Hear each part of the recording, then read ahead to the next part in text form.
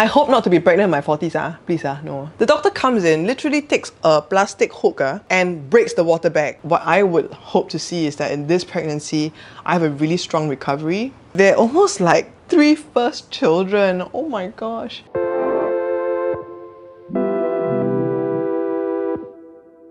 Hi, I'm sarahxmiracle, aka your miracle mom, and today I'm going to be sharing with you how I've been pregnant over 3 stages of my life, over my teens, 20s, and 30s. Because at the time I was still in school, it was a very difficult experience. When I was in my teens, I was actually very arrogant. I think that you have this false sense that you're invincible and nothing bad can happen to you and should happen to you. When something like that happens to you, you're at a complete loss. You can watch my other video about why I chose not to abort and how that all turned out with Ines, who is now 15. So without going too much into that detail, I think the pregnancy itself, the physicality of it when I was a teenager, honestly didn't feel very difficult. I think when you're young, your body just bounces back. It's a lot more strong. I think that your muscles are stronger. I used to do track and field. I was very involved in drama in school at the time. I think you're very active, your body is very alive, so you don't really feel all these aches and pains and things like that. It's very different from when we had Leon 9 years later,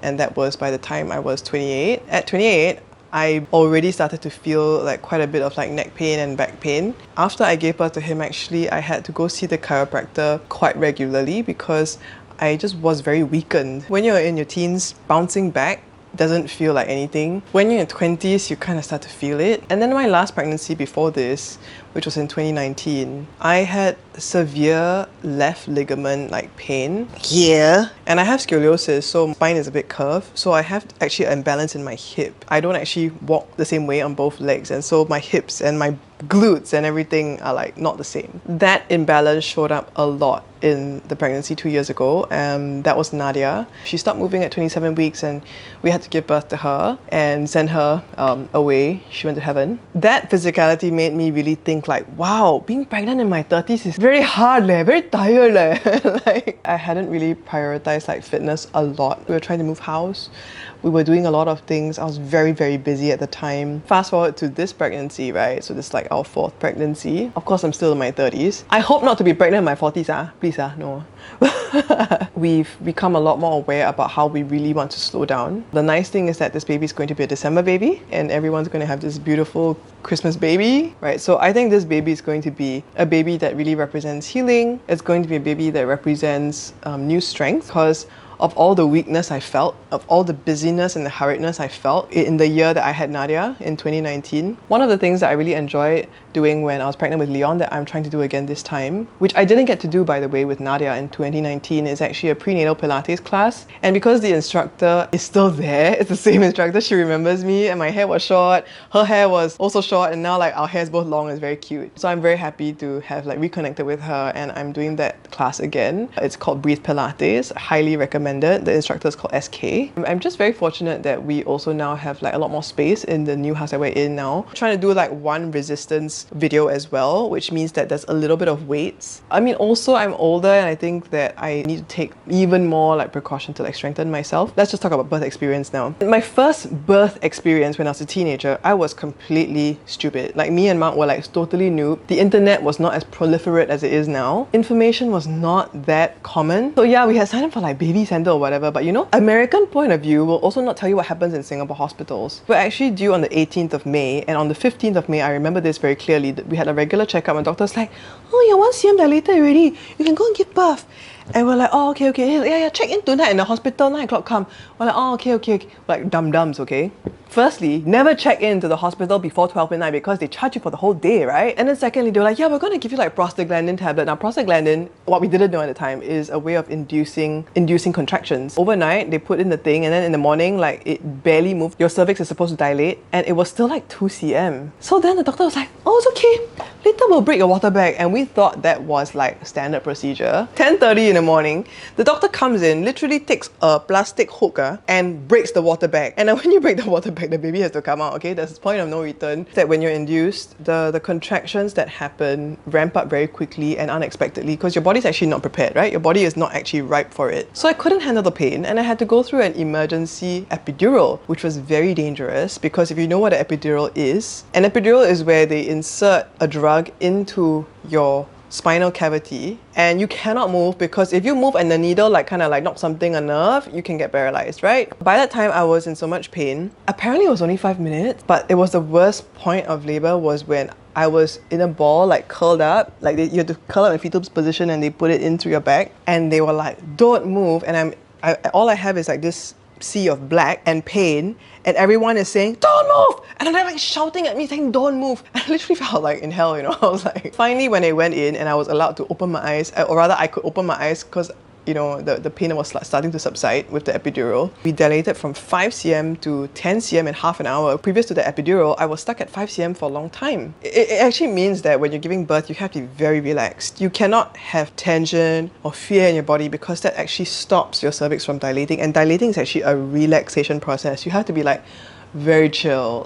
Your body is meant to open and be relaxed. It's not meant to be tensing up and closing up, right? And the contractions are meant to be actually pushing the baby out. So there's a lot of things going on in the birth and I had no idea, okay, when I was a teenager, right? I was 18 going on 19 at the time. So with Leon's birth, we were determined to make it completely different and we were recommended to go to this antenatal class called 4 trimesters in Singapore, which I highly recommend. After being given a lot more practical information, scientific knowledge, we were also recommended the use of this thing called Epi-No, and it's essentially this balloon inflatable thing that stimulates the size of a baby's head. I know it sounds gross, I know. To actually stretch your perineum, which is the part that actually has to stretch for the baby's head to go through. So we used that, we took all the advice, we were not in a hurry to go to the hospital, and so when it came for Leon to be born, he was actually born on the exact due date. By the time we reached the labor suite, I was already okay, I'm feeling this thing. They were like, can you open? I need to check. How dilated are you? I can't. They're like, open, slowly.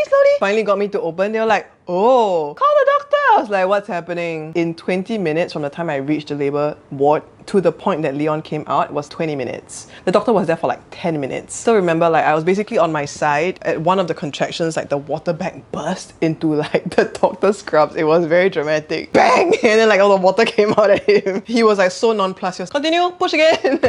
So that was amazing. And Leon came out really huge. He was 4.065 when he came out. Ines was 3.33 kg. So that was a whole 700 grams more. Miracle baby. Everybody's like, what? You pushed out a 4 kg baby with no drugs and no stitches and no tears? And I'm like, yeah, miracle, right? The other pregnancy we had in 2019, that was a case where Nadia actually stopped moving at 27 weeks. That was another very traumatic experience for me. I mean, we have other videos to talk about this, which you can also read in our description below. An unfortunate experience that I had to be induced because the baby's not going to come out naturally. So because I had been induced with Ines and we knew that was the process, we knew that we had to get an epidural. We knew that the contractions were going to be random and fast when you least expect it. They just keep on inserting this tablet into you, trying to see when or not your body's going to react to the drug to really push the baby out. I mean, we went through that. It was one of the most difficult experiences of our lives to go through that, and we do talk about that in our other videos, so have a look at that.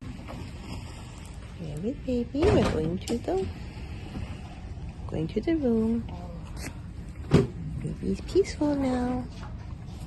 This pregnancy, I had a lot of anxiety because of what happened in 2019 in the first trimester. I was constantly very worried that this pregnancy would suddenly stop, the baby would start moving. There's this unspoken fear, and actually there's no reason why I should have this fear, but I just had this and it was really in my mind. I was not sleeping well at all and I had teeth grinding and all sorts of stuff. Really only lifted in the second trimester, and also it coincided with the time that we decided to let go of our helper because she was giving us issues.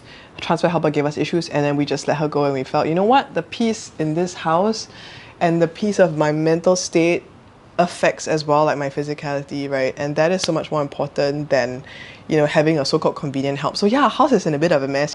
Just this particular pregnancy has been teaching us a lot about what it means to just reset, redo life, to rethink expectations of pregnancy and what it means to be parents. This is not going to be a baby that was born to me 2 years ago. It's a baby that's going to be born to me of the now. I'm a different person from 2 years ago. A lot of my mindset has changed, a lot of things that I've learned. After Nadia was born and she really went to heaven after that, we launched Taicho, which was a new business, a new idea. Taicho's coming to 2 years now, and we've just seen like so many new things happen because of Taicho. With all those experiences and having gone through such difficulties with all these different pregnancies, with the exception of Leon, right? Although Leon's was the most difficult, like for recovery, what I would hope to see is that in this pregnancy, I have a really strong recovery. I will take much better care of myself, like into my physical recovery, my mental recovery. Because with Leon, within 6 months, I was flying up and down to China to participate in like this Chinese singing competition. So I didn't take care of my physicality. I was still breastfeeding. I was sitting in planes.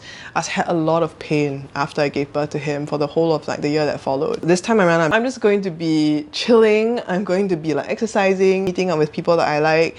I'm still going to be checking in with, you know, my Taicho team and making sure everyone's happy and, you know, doing work that they enjoy. And yeah, we're still going to be making videos, I believe. But yeah, the priority will really be to make sure that we're well and we're not overdoing it. We're not overstretching ourselves, and that we just have time to be together with people that we love. Oh, I forgot to tell y'all one more thing. Now this would be like our 4th child, right? Okay, 3rd child to the eyes of the world. But actually, when you're having a single child and you're a new mom, that's a very different thing versus, oh, now this is my 2nd kid, and then I already have a child to like also consider. And now this is like, okay, this is going to be the 3rd kid we're going to be like trying to grow and groom, and then you already have 2 other kids. And because the kids are quite spaced apart, right? There's 9 years gap, and then this one would be 6.5 years gap. They're almost like 3 first children. Oh my gosh. But I mean, I guess God has a plan, and I think all of them had the attention that they needed from us. Like Ines had 9 years, Leon had 6 good years. And Leon has always acted like he's a bit like a first child, like he's never had a middle child syndrome. So he's been very always confident, articulate, extroverted. In fact, we've had to take more time to make sure we have time for the older one, right, Ines? So now I guess with the baby, I hope Ines will be able to help a bit more and be more independent, but we still want to make sure we spend time with her. With Leon, he's going to be in primary school next year, so it's a huge adjustment for him, but I'm very grateful that the time that he's transitioning to primary school, I technically am supposed to be on maternity, so I kind of will be around for him as well and just be in the house, you know, when he's home. So I'm looking forward to that. I think everything has its own perfect time and perfect season. Check in with me again when the baby's born, how I'm doing. Hi, baby.